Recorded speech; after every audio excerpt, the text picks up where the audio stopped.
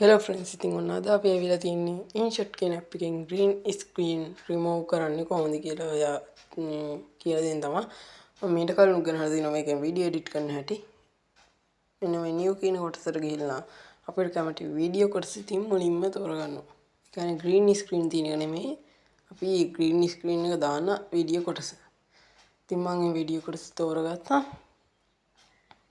අන්න ඒ විදිහට අපි මේකට ආවා. ඉතින් ඒකට ඇදලා දික් කරගන්නවා. ඊට පස්සේ අපි මෙන්න මේ පිප් කියලා නතර කොටසක් තියෙන කොටු දෙකක් තියෙන ඇතුලේ. අන්න ඒකට ගිහිල්ලා අපි මෙන්න මෙතන තියෙන green screen button එකක් මම ඇඩ් කරගත්තා. ඉතින් subscribe button එක තබන්න කරගත්තේ. ඊට පස්සේ ඔන්න තුنين ගිහිල්ලා ඊට පස්සේ මෙන්න මේ cut out කියන එකට යන්න. ඔකට ගිහිල්ලා ඉතින් මෙන්න මේ දෙවෙනි එක ටච් කරන්න.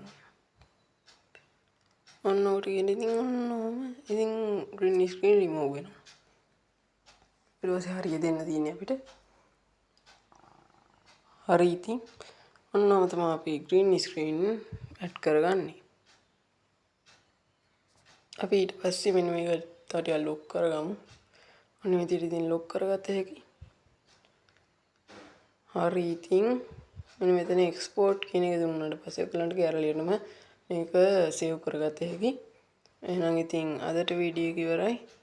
එහෙනම් ඉතින් ඔයගොල්ලෝ හැමෝටම සුබ දවසක්.